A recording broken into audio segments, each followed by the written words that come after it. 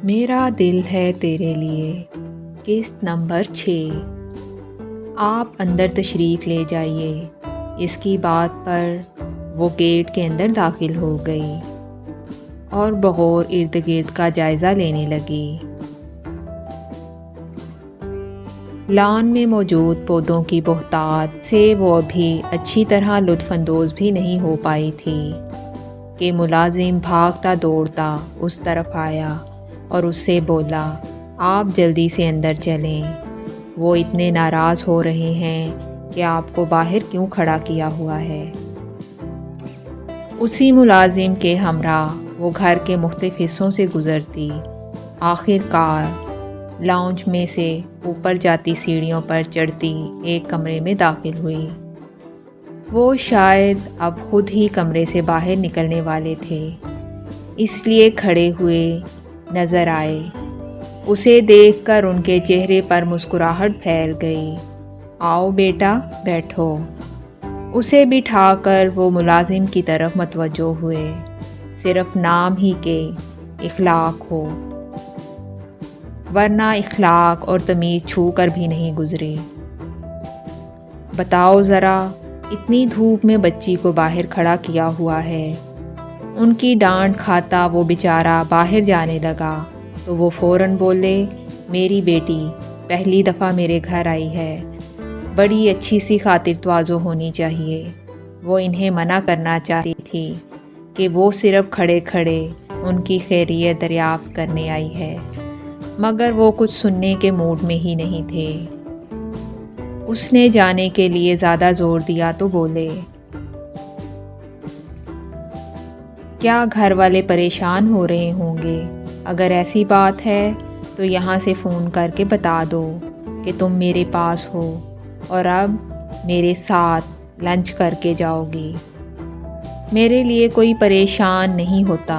मैं अगर सारा दिन भी घर से गायब रहूं तो किसी को कतन कोई फ़र्क नहीं पड़ेगा। वो पहली मर्तबा अपनी ज़ात के हवाले से उनसे कुछ बोली थी।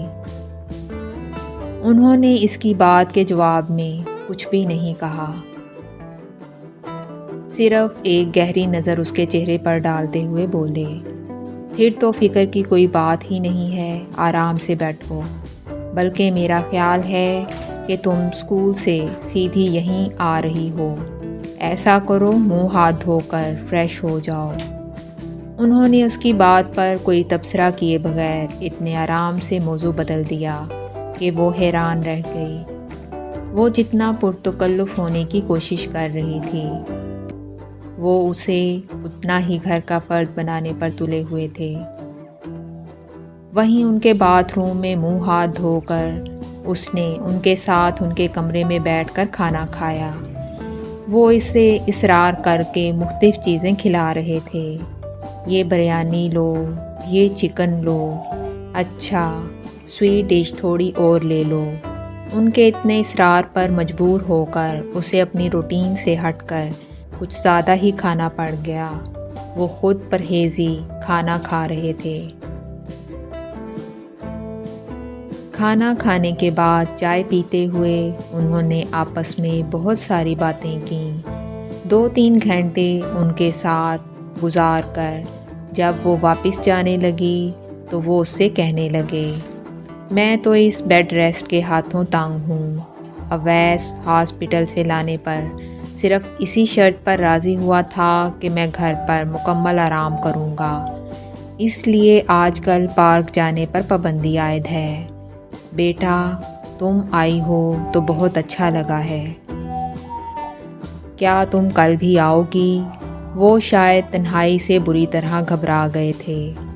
उसने बेख्तियार हामी भर ली थी और वो बहुत खुश हो गए थे। अगले रोज़ भी वो स्कूल से सीधी यहीं आ गई थी। कल की डांट फटकार की वजह से इखलाक साहिब सचमुच के बाइखलाक इंसान बन गए थे और उसे देखकर मुस्कुराकर बोले थे, साहिब अपने कमरे में हैं, आप वहीं चली जाएं। साहिब के इल्तफ़ात से इतनी बात तो वो भी समझ गया था کہ اس لڑکی کی کیا حیثیت اور مرتبہ ہے۔ سیڑھیاں چڑھتی وہ اوپر پہنچی اور ان کے کمرے کی طرف جانے کے لیے کوریڈور میں آگے بڑھی، تب بھی اپنے کمرے کا دروازہ کھول کر اویس باہر نکلا۔ اسے اتنا آزادانہ اور مالکانہ انداز میں کوریڈور میں پھرتے دیکھ کر وہ ٹھٹک کر رک گیا تھا۔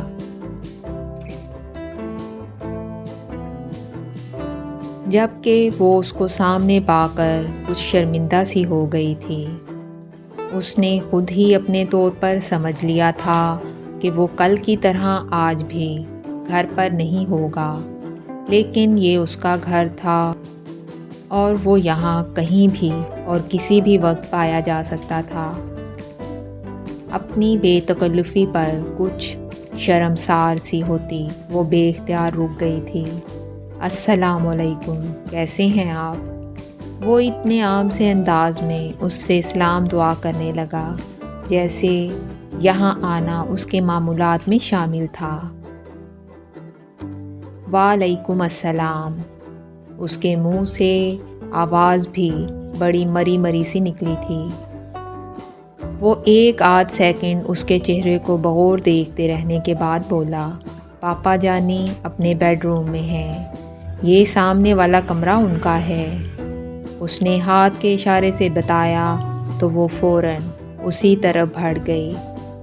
وہ شاید کہیں جا رہا تھا اس لیے سیڑھیوں کی طرف بڑھ گیا۔ اسے دیکھ کر وہ حسب معمول بہت خوش ہوئے تھے۔ گھنٹہ ڈیڑھ گھنٹہ ان کے پاس گزار کر وہ واپس گھر آ گئی تھی۔ اگلے دن اس کے اسکول میں چھٹیاں شروع ہو رہی تھیں، اس لیے اس کا صبح کا ٹائم بھی فارغ ہو گیا تھا۔ صبح ناشتے اور دیگر کاموں سے فارغ ہو کر وہ ان کے گھر چلی آئی۔ صبح کے 10 بج رہے تھے اور اس کا خیال تھا کہ وہ گھر پر اکیلے ہی ہوں گے۔ وہاں پہنچ کر اس خیال کی تصدیق بھی ہو گئی تھی۔ لنچ ٹائم تک وہ ان کے پاس رکی تھی۔ اس دوران انہوں نے اسے اپنی اسٹڈی بھی دکھائی تھی۔ وہاں موجود کتابوں کا ذخیرہ دیکھ کر وہ حیران رہ گئی تھی۔ وہاں ایک سے ایک نادر اور نایاب کتابیں موجود تھیں۔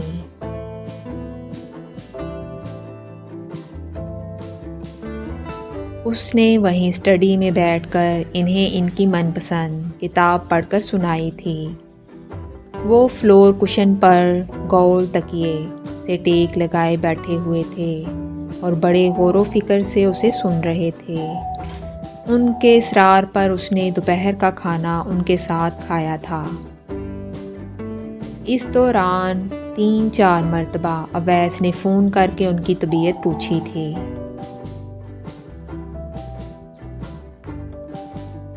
وہ اپنے لیے اس کی بے قراری پر مسکراتے ہوئے اسے تسلی دیتے رہے تھے کہ وہ بالکل ٹھیک ہیں۔ پھر اس طرح روز ان کے پاس آنا جیسے ایک معمول سا بن گیا تھا۔ اتوار کے دن کے علاوہ وہ روزانہ صبح 10-10:30 بجے ان کے پاس چلی جاتی تھی۔